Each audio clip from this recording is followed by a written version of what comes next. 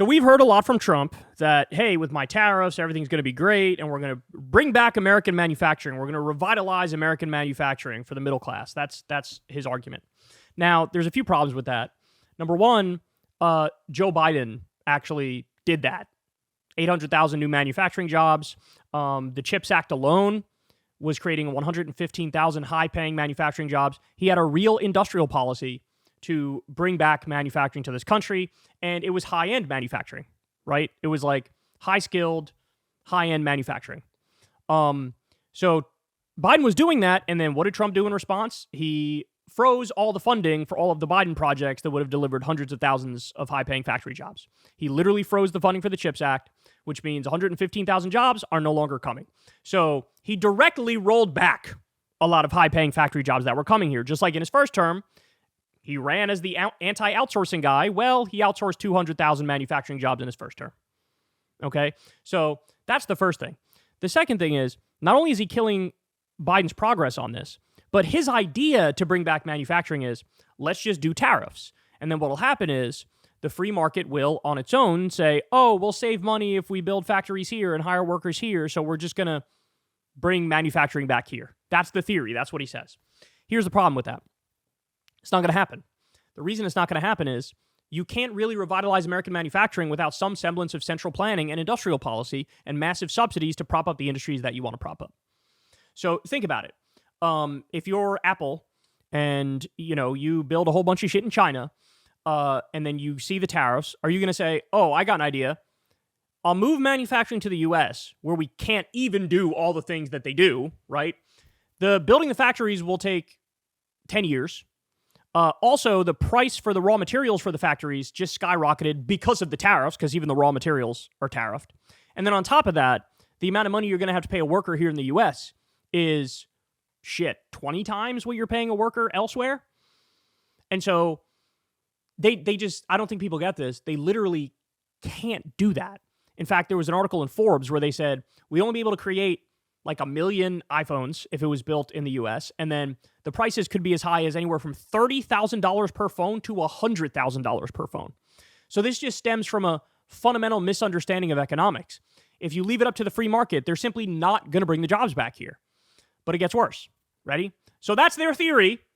We'll do the tariffs. It'll lead to a manufacturing boom in this country, which again, as we establish, it won't. You know what's happening? Literally the opposite. Look at this. Microsoft cancels $1 billion project to build 3 new data centers in Ohio just 5 days after Trump's tariffs.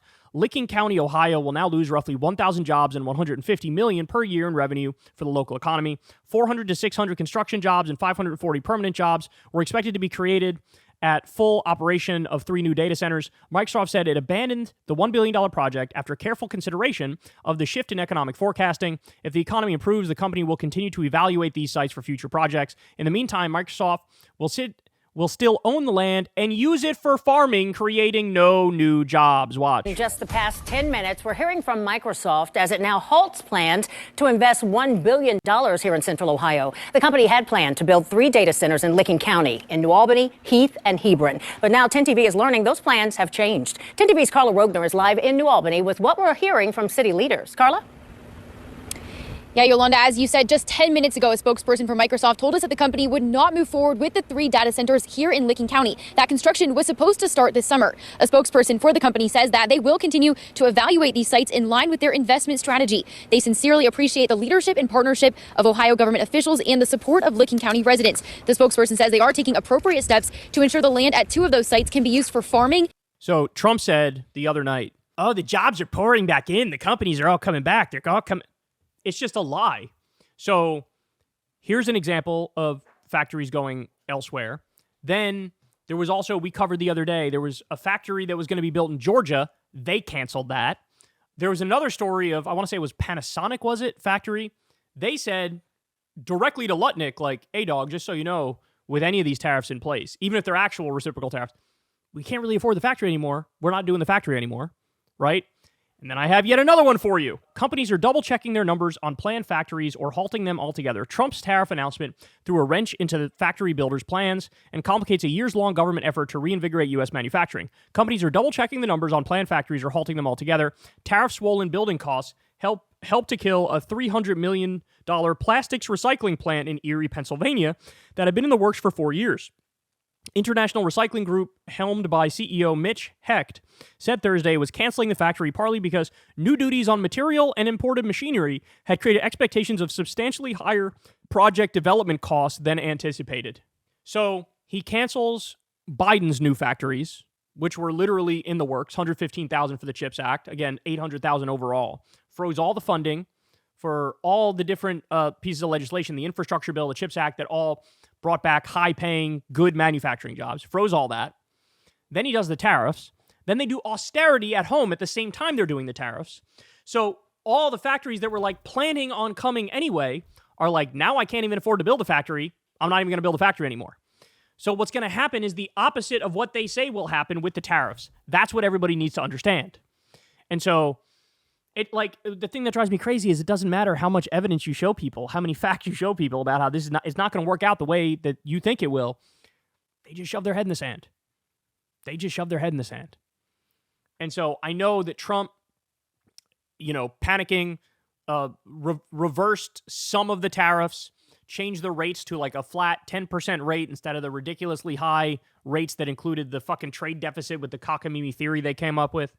But the full tariffs are still in place on China, right? And maybe he'll change them more. But honestly, guys, I think the damage is done because Trump has put his middle finger up to all of our allies, never mind our enemies, right? And threatening to invade some of our allies, plus the trade war. People are looking for the exit. The dollar is not safe anymore. It's not going to be the world reserve currency for that much longer in the grand scheme of things. And you can only be so chaotic, be so unstable, violate your words so much, and be so unhinged before the world turns away from you. And I think really that's what we're looking at. Where now the business environment is run on extreme fear and uncertainty. Everybody's now going to pinch the pennies. The prices are going to rise for people dramatically. 401ks are getting wiped out. It's just a nightmare scenario, right? It's just a nightmare scenario. And all at the same time, what does he want to do? Cut more taxes for the rich. So effectively tax the bottom 95% massively with this regressive tax, the tariff, and then cut taxes for the wealthy. Skyrocketing income and wealth inequality. At the same time, we're heading towards a massive economic downturn with higher taxes on the poor. I mean, you couldn't script a worse scenario economically. In every way, this is a colossal failure. They do not know what the fuck they're doing. So it's massive incompetence and rigid ideology, plus, I think, literal corruption where they're shorting the market and making money from it, plus probably trying to make a deal on tariffs with certain nations where they get a cut of it or they get a flat rate. This is where we're at, man. The Mad King. The Mad King has control. Hey, y'all, do me a favor and like and subscribe. It helps out big time in the algorithm. Click the bell as well for notifications when videos drop, and watch that video on screen right now. You know you want to.